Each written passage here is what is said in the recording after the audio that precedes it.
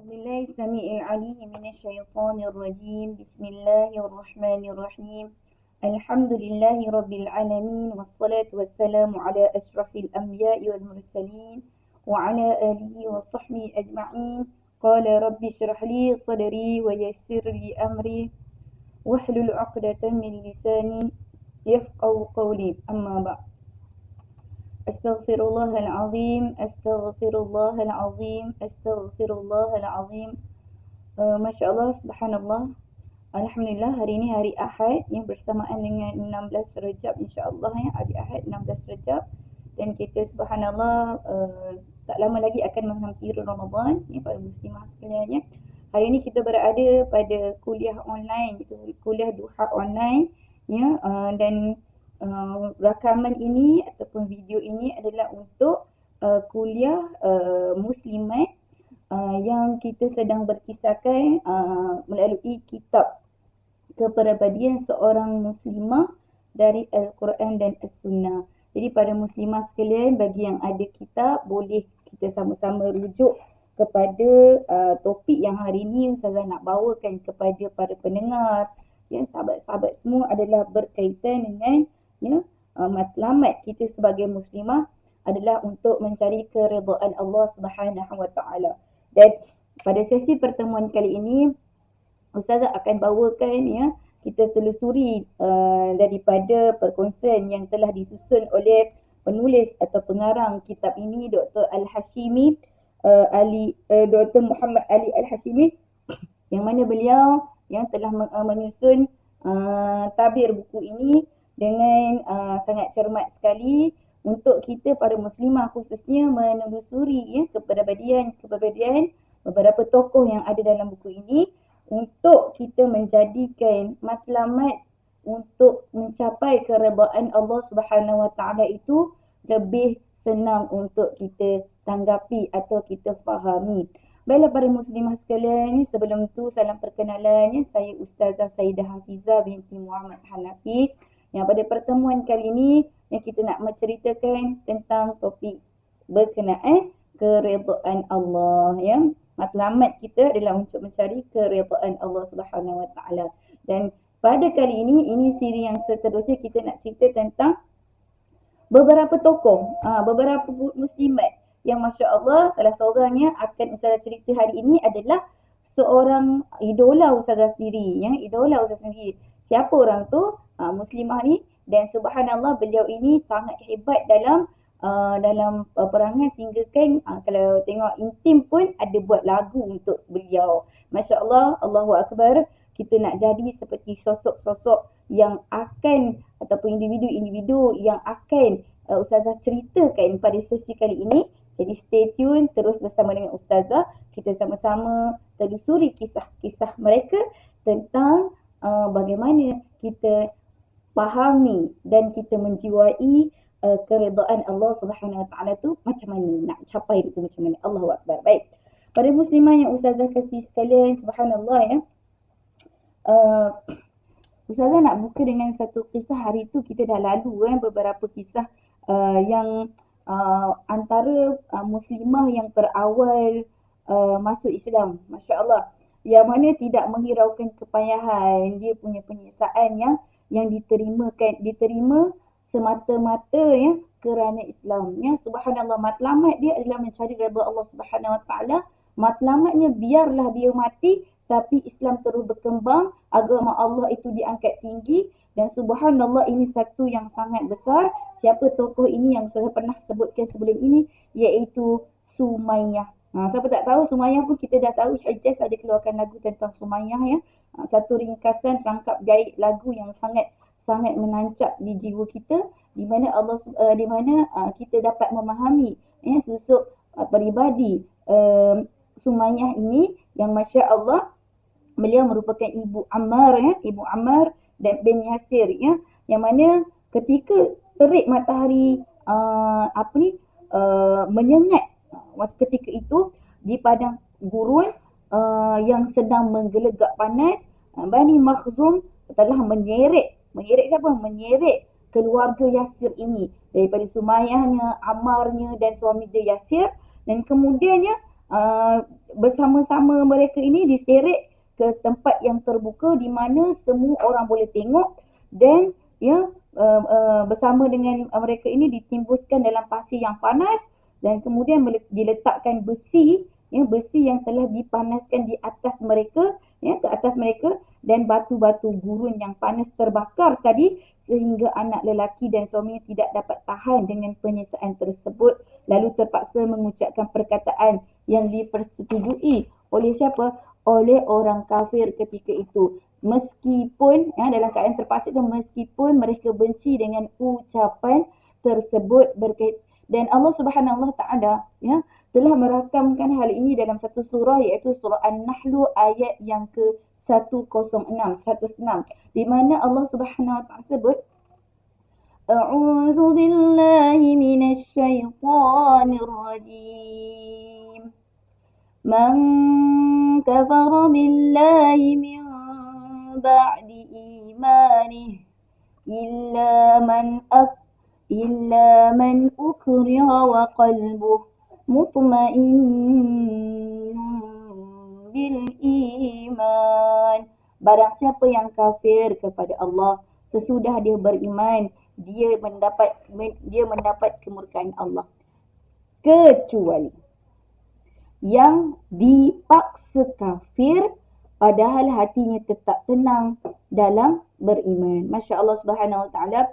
Yang kita tengok ramai lagi orang-orang yang sebegini ya, dipaksa untuk tukar agama, dipaksa untuk murtad dalam keadaan yang kalimah terpaksa itu kita tidak redha lah. Bila kita tidak redha, maka hatinya masih mutmain bil iman, hatinya masih tenang dengan iman yang Allah Subhanahu Wa Taala telah anugerahkan kepadanya. Sebab satu-satu perkara bila iman telah betul-betul kuat di hati, datanglah kegoyahan apapun dia tidak akan bergoncang, tetapi demi menyelamatkan dalam konteks ya Ammar dan ayahnya Yasir ketika ini, dalam konteks beliau mempertahankan nyawanya, ya, mempertahankan nyawanya, ketika itu dia melafazkan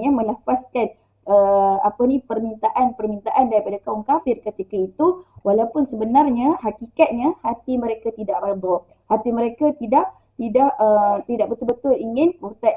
Dan subhanallah, kita tengok sebaliknya Sumayyah ini, tengok peribadi muslimah ini yang sangat hebat, kuat, tegar imannya. Apa yang dia buat? Sumayyah ini dia bertahan, dia sangat-sangat kuat, dia pertahankan, dia bersabar, dan dia tak nak sebut, kalau ikutkan dia boleh kata apa, lagi teruklah, sebab kita faham kondisi wanita ini, kita ni kuat semangat je mungkin, tapi kondisi kita kalau dibandingkan dengan fizikal lelaki ya, kita lebih lemah berbanding mereka ya, walaupun kita ni badan gemuk daripada orang lelaki, tetapi hakikatnya ya Allah jadikan fizikal orang perempuan ini lemah, dan subhanallah kita tak boleh nak bertahan terlalu kuat. Tetapi sebaliknya bagi Sumayyah ya, dia jadi fizikal dia tak ada apa-apanya. Fizikal dia tak ada apa-apa kerana hati je, semangat, kekuatan yang datang dari dalam itu, dia sanggup bertahan, dia sanggup bersabar, dan dia enggan menyebut perkataan yang disuruh oleh orang-orang kafir itu. Abang Long, Umi ada kelas kan? Okey, subhanallah. Abu Jahal merasa marah lalu menikamnya dengan sebilah anak panah, sebab dia bertahan, dia tak nak sebut, dia tak nak masuk, dia tak nak kafir, dia tak nak keluar daripada agama Islam ini.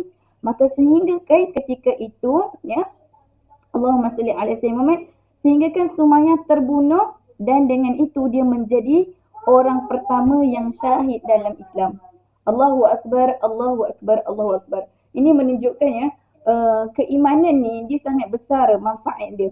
Dia memberikan keunggulan ke dalam jiwa kita ya, dan subhanallah, kita apabila kita tahu dan kita faham bahawa selepas kematian ada satu kehidupan yang lebih abadi, maka kita akan kejar, kita ada satu setting goal untuk lebih kita bukan minta untuk dipercepatkan mati kan, tetapi subhanallah kita memohon kepada Allah, jika ini kita memohon dalam kita mencapai kematian itu, dia ada kelebihan yang besar kepada umat Islam.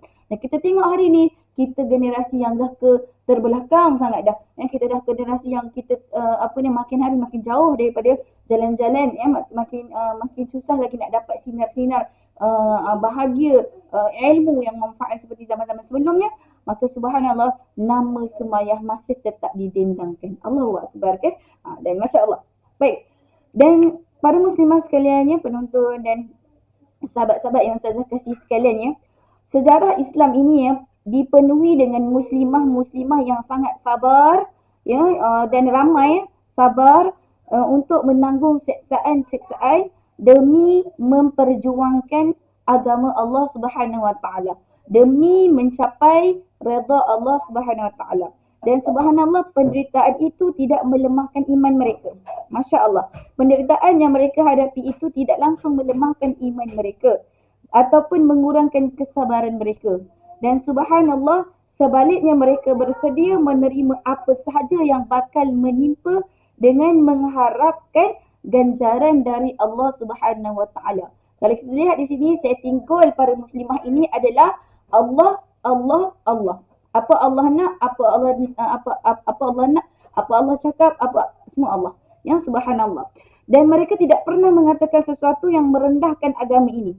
Masya Allah, kita hari ini, na'udzubillah, kita suka sangat cakap-cakap benda-benda yang menyebabkan terpalit fitnah kepada agama Islam. Kerana apa? Kerana kesilapan kita, kerana kejahilan kita, kerana ketidaksediaan kita dalam membawa ataupun menggerakkan menggerakkan Al-Quran, menggerakkan hadis, menggerakkan satu kekuatan untuk mengajak orang mengenal Allah Subhanahu Wa Taala. Jadi mana mungkin kita mampu untuk memahamkan orang lain, memahamkan orang lain sedangkan diri kita sendiri tidak faham bagaimanakah yang Allah nak, apa benda yang Allah tak suka dan sebagainya. Tetapi kita tengok dalam kisah ini, yang mereka ini orang yang sangat faham, mereka tahu tentang kehendak Allah Subhanahu Wa Taala, hak-hak Allah, dan mereka tidak pernah mengatakan sesuatu yang merendahkan agama ini dan tidak pernah merendahkan diri ataupun tidak pernah menjual dirinya untuk mendapatkan simpati manusia. Masya Allah, Allahu Akbar. Manusia tidak boleh memberi pertolongan apapun. Manusia tidak boleh memberi apa-apa syafaat sekalipun melainkan Nabi Muhammad SAW. Dan subhanallah, ini memberikan gambaran kepada kita Allah yang mempunyai segala sifat-sifatnya, sifat-sifat yang kita telah segala nama-nama Allah yang Masya Allah, kalau kita berpegang dengan perkara-perkara ini, akidah kita makin mantap, kekuatan iman kita akan sentiasa sirna, akan sentiasa bercahaya sehingga menyebabkan hati kita sentiasa kuat dan kukuh, tidak menghalangi kita untuk terus menjadi orang-orang yang akan memperjuangkan agama Allah Subhanahu Wa Taala. Baik. Kita lihat juga para ahli sejarah sendiri mencatatkan bahawa ramai lelaki yang tertindas, contohnya Bilal bin Rabah, dipaksa mengatakan sesuatu untuk memuaskan hawa nafsunya, dan penindasan mereka agar nyawa mereka terselamat, tetapi tiada seorang wanita pun yang tertindas seperti itu telah sanggup mengucapkan ucapan yang dilepaskan itu. Masya Allah, subhanallah. Dan para muslimah sekalian, kita kena faham bahawa wanita muslimah yang cemerlang itu sentiasa bersedia menerima apa juga penindasan demi agama Allah Subhanahu Wa Taala. Bukan bermakna kita merelakan ditindas tanpa asbab-asbab tertentu, tetapi kerana agama Allah, dan agar ia menguasai muka bumi ini. Ada satu setting goal. Tak apalah kalau aku seorang yang akan ditindas, tak apa kalau aku seorang, tetapi jadikan sebab aku ini ramai mata-mata lain terbuka untuk melihat kebesaran Allah. Ramai lain orang akan lihat, mungkin kita hari ini diuji dengan pelbagai ujian-ujian, kita rasa macam terseksa dengan ujian-ujian tersebut, tetapi bila kita tukar setting goal, ya Allah, biarlah ia menjadi inspirasi untuk orang rasa orang rasa keberadaan, kewujudan Allah Subhanahu Wa Taala dalam menginspirasi segala benda yang Allah telah berikan kepada dia ataupun ujian-ujian yang telah dilemparkan kepada para muslimah ini. Maka apa yang berlaku, orang akan melihat, tengok setting call kita, orang akan melihat bahawa kebenaran ataupun penderitaan yang dihadapi itu tidak ada apa-apanya dibandingkan dengan kekuatan roh yang telah dipersiapkan. Demi apa? Demi mahu melihat muka bumi Allah ini dikuasai dengan agama Islam. Allahu Akbar. Baik. Para muslimah sekalian, ya, dalam kisah seterusnya kita tengok Ummu Syarif Al-Qarashiyah. Ummu Syarif Al-Qarashiyah Al-Amiriyah. Ibnu Abbas menyaksikan sendiri kedalaman iman wanita tersebut. Apa yang wanita ini buat, ya? Ya, subhanallah, yang wanita ini bersabar menahan seksaan dan cobaan-cobaan yang mendatang. Kata Ibnu Abbas, Ummu Syarif ni mula berfikir tentang Islam, ya, sejak berada di Mekah. Dia memeluk Islam, kemudian bergaul dengan wanita-wanita Quraisy secara rahsia. Dia berkawan dengan kawan-kawan dia ni secara rahsia. Menyeru mereka agar memeluk Islam sehingga hal ini menjadi terkenal di kalangan penduduk Mekah. Dan mereka pun menangkap sesuatu menangkapnya lalu berkata, kalau sekiranya kami bukan termasuk kaum kamu, kami pasti akan melakukan apa yang kami sukai ke atasmu. Ya, tetapi kami akan hantar kamu pulang, ya, kepada mereka. Dia berkata, maka mereka pun mendudukkan aku di atas unta tanpa pelana atau bantal di atas punggungku dan meninggalkan aku selama 3 hari tanpa memberikan apa-apa untuk dimakan dan diminum. Maka sesudah 3 hari itu, aku mula hilang ingatan. Setiap kali mereka berhenti, mereka membiarkan aku di bawah terik matahari, manakala mereka pun mendapatkan perlindungan dan menjauhkan makanan dan minuman dariku sehingga mereka meneruskan perjalanan. Subhanallah, sampai macam tu sekali, kan? Ya, subhanallah, dia suka bergaul dengan orang-orang beriman, ya. Subhanallah. Dan subhanallah, dia masa dia tu dia antara orang-orang yang masya-Allah sehingga kan tertangkap dan akhirnya dia diuji sehingga hilang ingatan macam tu. Dan subhanallah, ya, kita tengok tidak semua wanita Islam lakukan perkara ini untuk menyokong Islam. Kita akan tengok sendiri kekuatan diri kita di mana. Ya, kita akan tengok bahawa kita ini mampu atau tidak untuk menyokong agama Islam di saat orang lain menindas Islam. Kita akan tengok begitu. Dan para muslimah sekalian, kalau kita tengok lagi, ya, mereka ni, para muslimah yang zaman-zaman dahulu yang hebat dengan jiwa mereka, dalaman mereka ni, mereka bukan hanya mempertahankan dengan cara naksi diri dia orang dengan cara macam pertahankan saat itu. Tetapi ada di kalangan mereka ini sanggup pergi berjuang bersama Rasulullah. Angkat pedang, angkat senjata, ikut jadi jururawat, macam-macam, jadi tukar masak dekat medan perang. Dan maknanya kata mereka langsung tidak ada perasaan takut mati.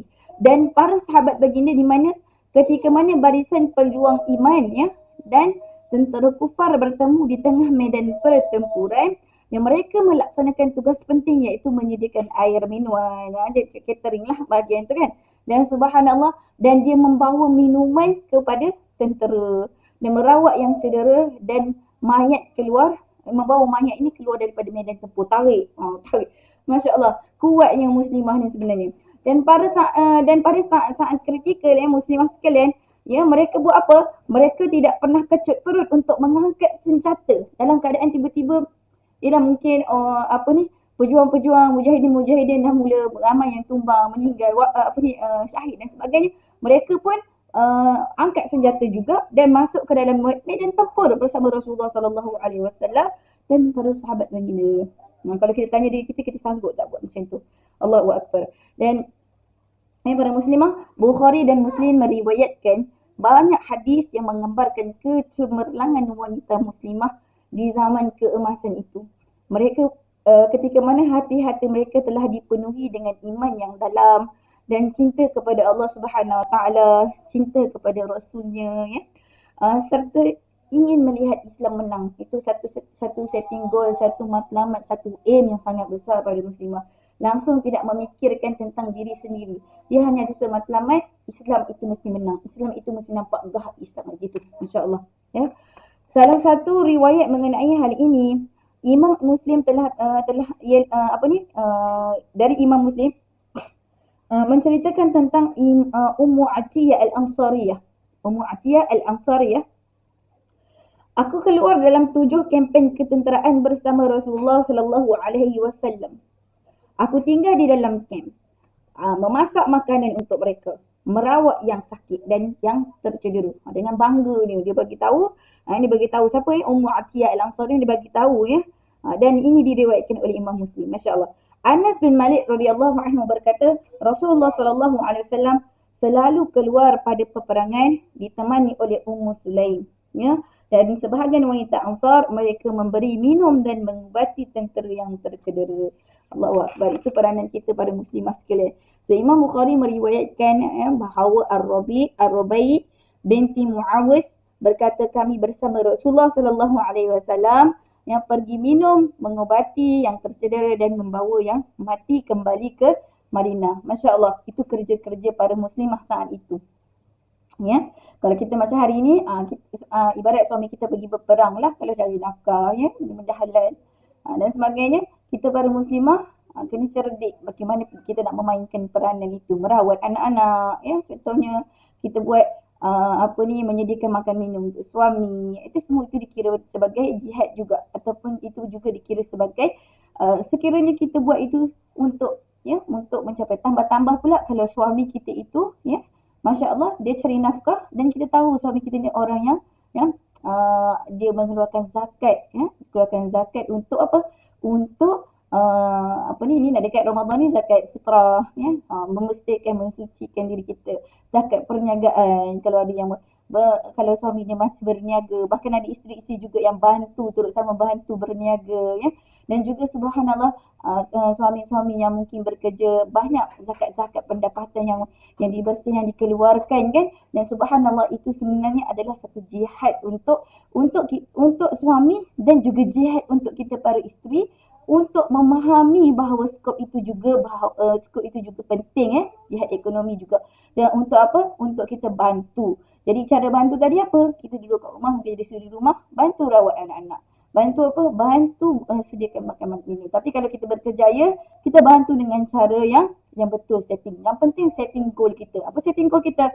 Mesti nak Islam menang. Mesti nak Islam tu memonopoli kembali. Seperti mana pernah berlaku 1/3 zaman yang dahulu, ya. Subhanallah. Baik. Bukhari dan Muslim meriwayatkan bahawa Anas radhiyallahu anhu berkata, pada perang Uhud, ketika mana sebahagian orang melarikan diri dari Rasulullah. Masa berperang tu, maklumlah kan, masa berperang dalam keadaan yang sangat hiruk pikuk, macam-macam ketakutan yang ada, kan. Ketika itu ramai orang larikan diri. Abu Talhah berdiri di depan baginda dan melindungi baginda dengan sebuah perisai. Perisai, kalau kita shade sekarang.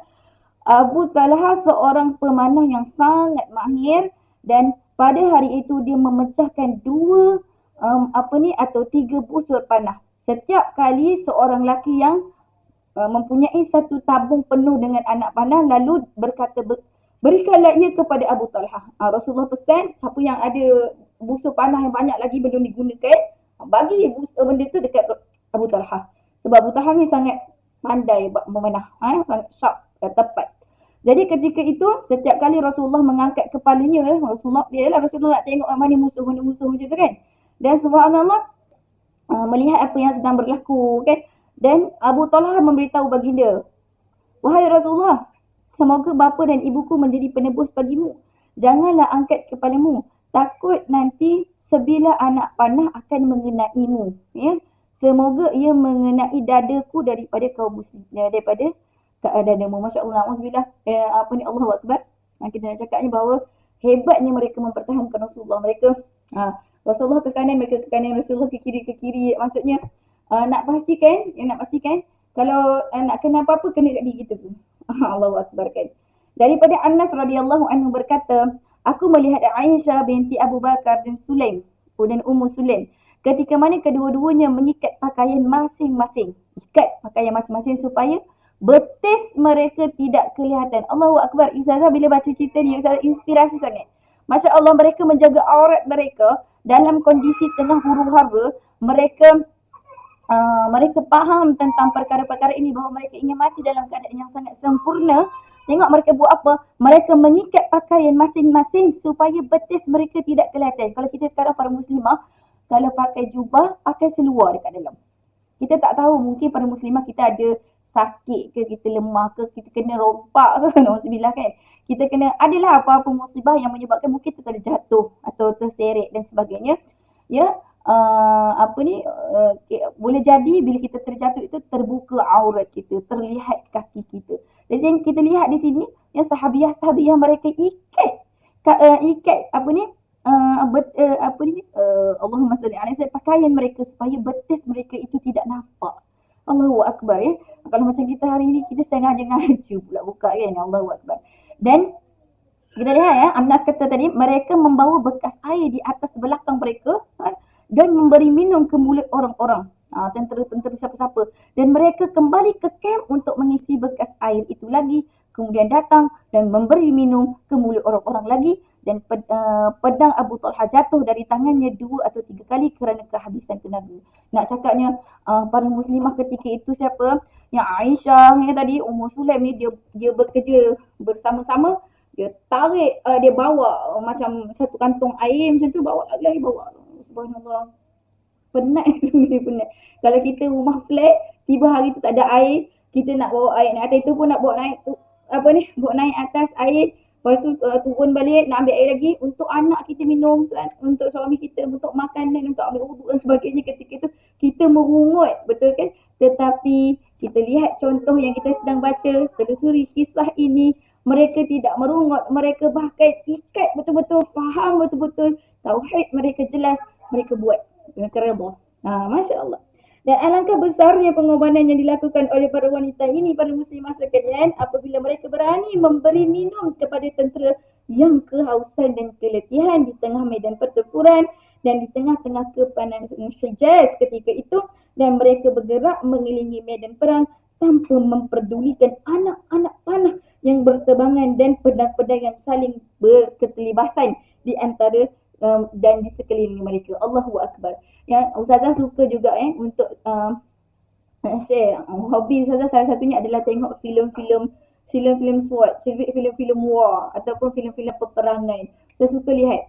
Dan antara apa ni, plot-plot yang saya suka tengok adalah bagaimana dalam cerita tersebut yang pengarah meletakkan posisi wanita-wanita. Macam mana kan, kalau tentera mesti ada posisi isteri, ada posisi anak-anak perempuan, posisi apa ni, pekerja-pekerja ataupun mungkin tentera-tentera di kalangan wanita. Apa kerja-kerja mereka, dan subhanallah, ya mereka ini tidak ada rasa kegentaran, mereka biasa terutamanya kalau Ustazah sangat selut ya.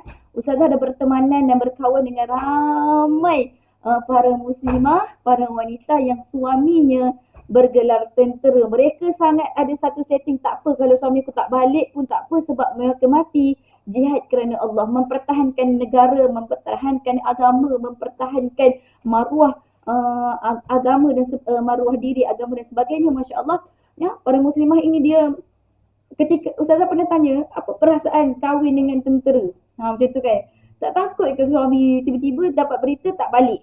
Tak takut? Dia kata Allah, dia kata Ustazah, saya memang sebelum saya kahwin saya memang kenal suami saya tentera, dan subhanallah kerja saya jaga anak, kerja saya mengurus rumah tangga, dan saya redha suami saya pergi berjihad dan bekerja. Kalau Ustazah pun cakap terang belum mampu lagi, suami tak balik pun telefon bila nak balik kan. Subhanallah kan. Itu pun kita rasa macam bukan susah pun kerja kita berjuang angkat pen je, pena dan sebagainya, kita berjuang menulis kebaikan-kebaikan di medsos. Tapi orang yang berjuang dengan diri mereka sampai apa, Allahu Akbar, mereka sampai boleh hilang darah, boleh kematian dan sebagainya. Tapi kita lihat wanita-wanita yang Allah beri kekuatan dalaman yang sangat hebat ini, mereka redha, mereka mahukan sama-sama untuk dapat mengangkat panji. Itu walaupun kita tak adalah nampak mereka angkat benda, tapi apabila mereka kita usah tengok ada beberapa sahabat-sahabat yang suaminya pergilah menemui Allah Subhanahu Wa Taala dalam keadaan suaminya berperang, suaminya sedang berjihad, boleh jadi ada bomba dan sebagainya. Tetapi kita lihat di sini ramai wanita menangis, tetap menangis, tetapi dalam keadaan sangat-sangat tenang, membiarkan suaminya pergi bertemu Allah Subhanahu Wa Taala dalam keadaan sedang menjalankan tugas untuk Allah. jalan menjalankan tugas untuk masyarakat dan sebagainya. Allahu Akbar, Allahu Akbar. Satu inspirasi sangat perkara ini. Baik, ini satu feel ataupun ini satu perasaan yang sangat luar biasa jika sekiranya anda para muslimah sekalian yang ada perasaan-perasaan begini. Allahu Akbar ya. Okey, baik. Kembali.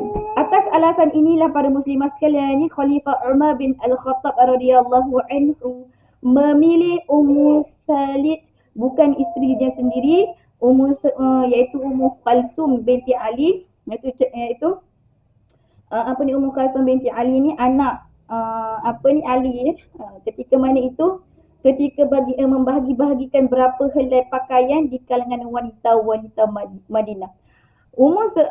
Kerana apa? Kerana Ummu Salid yang telah menjahit bekas air dari kulit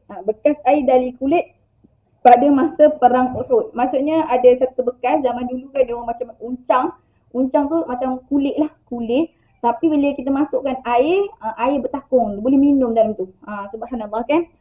Dan kalau macam kita tanya tentera, dia orang cerdik, dia orang ambil mungkin buluh kan, dia orang potong buat tempat minum sebagainya. Cerdik gitu. Dan di sini nak ceritanya Ummu Salid ni dia telah menjahit bekas-bekas kulit tadi tu masa perang Uhud dan berperanan untuk isi air membantu para mujahidin ni untuk mengembalikan tenaga mereka. Bagi minum air sebab tahu masa kita berperang kan kita perlukan banyak tenaga kan. Dan di Bukhari meriwayatkan daripada Sa'labah bin Abu Malik, Umar bin Al-Khattab membahagi-bahagikan beberapa helai pakaian di kalangan wanita-wanita Madinah. Tinggallah satu sehelai pakaian yang cantik, lalu beberapa orang berkata kepadanya, "Hai Amirul Mukminin, berikanlah ini kepada isterimu," iaitu cucu Rasulullah SAW. Tadilah yang Ummu Kalthum binti Ali tadi. Ya, bermaksud Ummu Kalthum binti Ali. Dan Umar berkata, Ummu Salid telah lebih berhak ke atasnya. Dia pilih Ummu Salid lagi. Dan Ummu Salid ialah wanita Ansar yang terlibat dalam bai'ah dengan Rasulullah sallallahu alaihi wasallam. Maka Umar radhiyallahu anhu berkata, dia membawa bekas air pada kita pada perang Uhud. Maksudnya tengok bagaimana Umar bin Al-Khattab sangat selut kepada wanita-wanita pemberani seperti Ummu Sulaim. Masya Allah. Masuk dalam medan perang. Jadi caterer. Orang yang bawa makanan. Berjuang juga. Masya Allah kan. Jadi perawat. Jadi jururawat. Sebab tu subhanallah hebat orang kerja jururawatnya. Tahniah untuk anda-anda para muslim. Ustazah bagus anda semua. Masya Allah. Baik. Pada perang Uhud pula, pipi dan bibir sebelah atas Rasulullah sallallahu alaihi wasallam, pipi dan bibir sebelah atas Rasulullah luka. Manakala gigi Rasulullah SAW patah. Yang anak perempuan baginda iaitu Fatimah radhiyallahu anha telah mencuci luka Nabi SAW manakala Ali menyiramkan air. Ketika mana Fatimah mendapati air mendapati air menyebabkan pendarahan semakin bertambah. Dia mengambil sehelai tikar, membakarnya lalu meletakkan pada luka tersebut untuk menghentikan pendarahan. Subhanallah. Kalau macam kita ni, mungkin itulah dia punya method dia gunakan, tikar semua. Kalau kita macam sekarang ni, koyak baju, apa benda yang boleh kita hentikanlah darah-darah yang keluar tu. Di kalangan wanita-wanita yang berdiri teguh pada saat-saat paling kentir semasa perang Uhud. Ni yang saya kata tokoh yang saya suka ni. Masya Allah hebat dia. Nama dia Safiyah. Saya kalau ada anak perempuan nama Safiyah. Safiyah ni kalau kita kenal kisah dia ada 5 orang lelaki. 5 orang anak lelaki. Dan Ustazah sekarang on the way nak sambung lagi anak seorang lagi. InsyaAllah lelaki juga. Kelima-lima ni. Dan Ustazah subhanallah daripada kecil, daripada Ustazah start baca buku sirah, salah satu nama yang saya suka adalah Safiyah binti Abdul Muttalib radhiyallahu anha ini. Insya-Allah saya suka dia. Dia ni adalah ibu saudara Rasulullah sallallahu alaihi wasallam. Dia berdiri dengan sebilah senak panah di tangannya, memukul muka orang-orang yang mana kalau orang tu berkata apakah kamu adakah kamu dia macam kata kamu lari daripada Rasulullah ya? Macam tu kamu lari daripada Rasulullah. Ketika mana Rasulullah sallallahu alaihi wasallam melihatnya baginda memberi isyarat dengan kepada anak lelakinya. Anak lelaki siapa? Anak lelaki Safiyah ni. Anak lelaki Safiyah ni hebat ya. Dia jadi Az-Zubair bin Awam, seorang tokoh ilmuwan yang sangat hebat. Masya Allah. Kan diceritakan, kita pernah baca sebelum ini, diceritakan ya, Zubair bin Awam ini pernah didoakan oleh Rasulullah SAW untuk dipahamkan agama. Subhanallah. Dan ini nak beritahunya, maka dan dia jadi tokoh yang hebat. Kita kata dia jadi pakar dalam bidang. Dan subhanallah, supaya membawa pulang agar tidak melihat apa yang telah berlaku kepada saudaranya. Maknanya dia cakap, Rasulullah kata kat Zubair, kau bawa mak kau pergi. Kau bawa mak kau, jangan sampai mak kau tengok Hamzah. Hamzah radhiyallahu. Tapi Safiyah macam kata kenapa? Safiyah kata kenapa? Aku telah mendengar bahawa saudaraku telah dilapah. Kita tengok Hamzah kan dilapah oleh orang. Bukan ni sebab dia benci sangat. Tetapi demi Allah, itu tidak mengapa kami menerima apa yang telah berlaku dan aku berharap mendapat pahala bersabar insya-Allah. Masya-Allah, dia mengharapkan pahala sabar. Untuk perempuan muslimah boleh bayangkan tak kita ni sanggup tak? Kita kena duduk sorang-sorang muhasabah balik. Ya Allah, aku ni layak untuk dapat pahala sabar atau tidak? Atau kita betul-betul bersabar atau tidak? Kita kalau ayat kita akan cakap apa? Kita akan cakap sabar. Sampai bila nak sabar? Kan betul kan? Subhanallah. Tapi kalau kita tengok bagaimana contoh-contoh yang telah diteladani oleh sahabat-sahabat mereka, dia orang tak pernah menantikan sampai bila nak sabar tak. Tapi sampai bila-bila mereka tetap akan sabar. Masya Allah. Baiklah, Safiyah ni para muslimah sekalian, ya, dia hadir dalam banyak peperangan. Salah satu peperangan dia perang Khandaq. Anak-anak dia mati semua dekat dalam sebagai syahid. Anak-anak dia, masya-Allah, hebat. Ketika mana Rasulullah SAW keluar daripada Madinah untuk memerangi musuh-musuhnya, Ustaz lupa, Safiyah ni kita ada lagu intim buat, wanita berkalung serban, masa lagu dia. Masya-Allah, kan? Safiyah. Dan subhanallah, baginda SAW meletakkan isteri-isteri baginda dan kaum wanita dalam kubu penyair Hasan bin Thabit yang dianggap kubu paling selamat di Madinah. Seorang lelaki Yahudi melintas lalu berjalan mengelilingi kubur tersebut.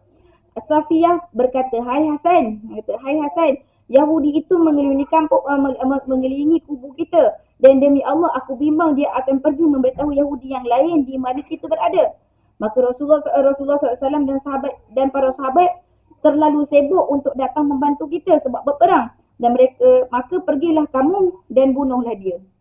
Tapi kita tengok kat sini, Hasan kata, semoga Allah mengampunkan kamu, hai anak perempuan Abdul Muttalib. Demi Allah, engkau tahu kan bahawa aku ni bukan jenis orang yang seperti itu. Nak datang-datang terus nak dibunuh.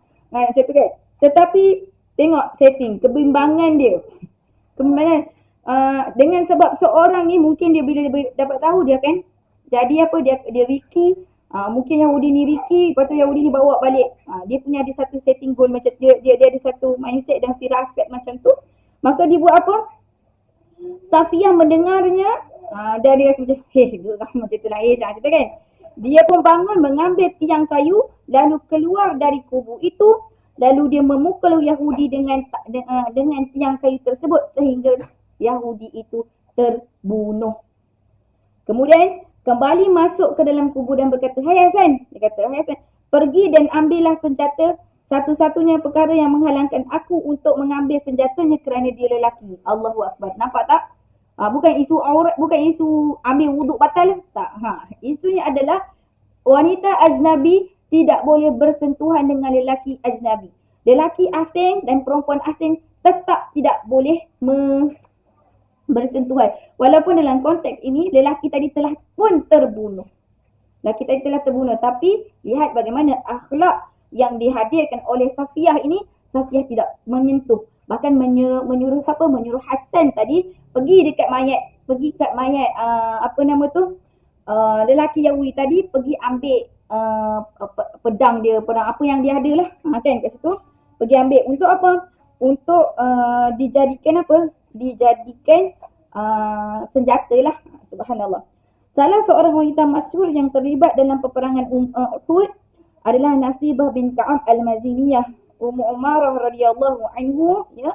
pada permulaan perang dia membawa air untuk merawat tentera yang cedera sebagaimana yang dilakukan oleh wanita-wanita lain.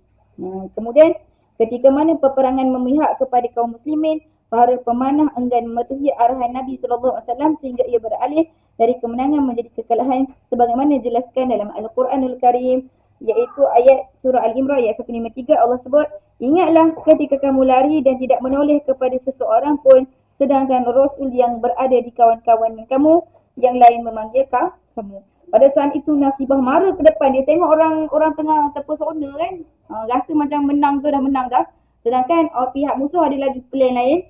Pada saat itu Nasibah marah ke depan dengan pedang yang terhunus dan busur panah di tangannya untuk menyertai sekumpulan kecil yang berdiri teguh bersama Rasulullah SAW. Maksud Rasulullah panggil sahabat-sahabat yang laki-laki ni yang terpesona dah, okey, dia rasa macam menang lah ketika tu, dia dia kata macam tak hiraukan. Jadi Nasibah dengar, Nasibah cepat-cepat marah dan duduk dalam bersama barisan Rasulullah SAW, bertindak sebagai perisai manusia untuk melindungi baginda SAW daripada anak panah yang sedang dilancarkan oleh kaum musyrikin. Dan setiap kali bahaya mendekati Nabi SAW pada muslimah sekalian, kita tengok Nasibah ni, ramai pada muslimah kita pun nama Nasibah, Nusaibah dan sebagainya. Setiap kali bahaya mendekati Rasulullah SAW, dia bersegera melindungi baginda. Rasulullah mematikan hal ini, kemudian berkata, di mana saja aku menoleh, Rasulullah kata, di mana saja aku menoleh, ke kiri, ke kanan, aku lihat dia berjuang untukku. Nasibah ni lah berjuang untukku. Masya Allah, hebat yang kita. Anak lelakinya Umarah juga turut menjelaskan apa yang telah berlaku pada saat runcing itu. Allahu Akbar. Apa yang dikatakan oleh anak lelaki Umarah ni? Pada hari itu aku cedera di tangan kiri. Seorang lelaki yang tingginya seperti pohon kurma telah menyerangku, kemudian pergi tanpa membunuhku. Dia menyerang tapi tak bunuh. Darah mengalir dengan banyaknya, maka dia macam satu helah dalam peperangan tu, satu helah supaya dia jadi macam lambat. Bila kita sakit, kita jadi lambat. Okey. Darah mengalir dengan banyaknya, maka Rasulullah SAW memberitahuku, balutlah lukamu. Ibuku datang kepadaku dan dia memakai ikat pinggang yang dibawa untuk tujuan membalut luka. Dia membalut lukaku, manakala Nabi SAW memperhatikannya. Kemudian dia memberitahuku, bangunlah hai anakku dan perangilah orang-orang itu. Rasulullah SAW berkata, siapa yang menggerakkan engkau hai Ummu Umarah? Dia cakap dekat Nusaibah tadi. Dan subhanallah, dia berkata, lelaki yang menyerang anakku itu lalu di depanku tadi. Lalu Rasulullah SAW berkata, inilah orang yang telah menyerang anakmu. Aku menahannya lalu memukulnya di peha lalu dia pingsan. Maknanya kata sampai dia marah lah untuk bela untuk anak dia. Dia marah, lepas tu dia menyerang anak dia. Aku menahannya lalu memukulnya di peha lalu dia pingsan. Aku lihat Rasulullah SAW tersenyum lebar sehingga aku dapat melihat gigi geraham baginda SAW. Maka baginda SAW berkata, engkau telah membalas dendam hai Ummu Umarah. Kemudian kami memukulnya dengan senjata kami sehingga kami membunuhnya, dan Rasul berkata, segala puji bagi Allah yang telah memberi kemenangan bagimu ke atas mereka, kepuasan bagimu untuk membalas dendam ke atas musuhmu dan memberi peluang bagimu untuk melihat sendiri pembalasan dendam itu. Maka pada hari itu Nasibah sendiri mengalami kecederaan yang sangat banyak semasa bertempur dan menyerang orang-orang kafir itu. Akhirnya Rasulullah SAW melihat lalu menyeru anaknya. Siapa anak tadi? Anak dia tadi yang tengah cedera tu. Ibumu. Macam tu cakap. Perhatikan lukanya. Semoga Allah merahmatimu dan keluarga kamu. Ibumu telah berperang lebih baik daripada si fulan dan si fulan. Ketika ibunya mendengar apa yang dikatakan oleh Rasulullah SAW, dia macam satu kata motivasi kan? Macam tu kan? Kita buat perbandingan, motivation, membuat perbandingan pula dengan orang-orang sekian. Maka ketika itu Nusaibah bila mendengar apa yang dikatakan oleh Rasulullah, dia langsung berkata, segala puji, Alhamdulillah, segala puji bagi Allah bahawa kita akan menemani kamu di syurga. Hebat, Masya Allah kan.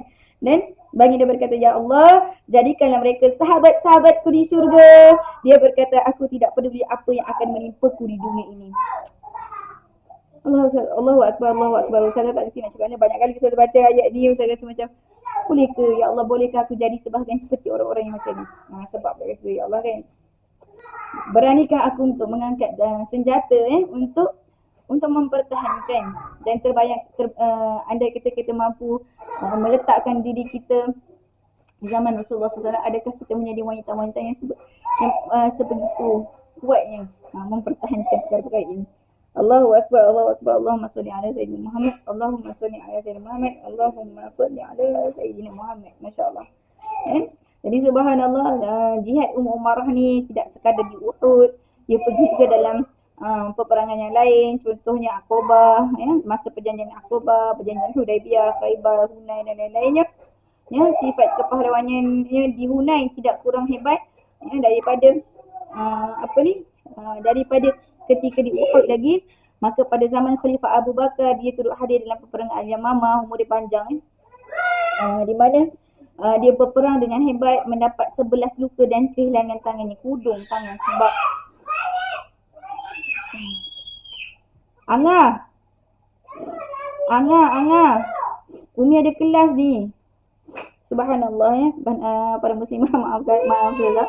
Sebab sekarang ni waktu Ahad kan. Duduk pula kat rumah. Jadi inilah gangguan sedikit lah insya-Allah. Ni sayang sikit lagi.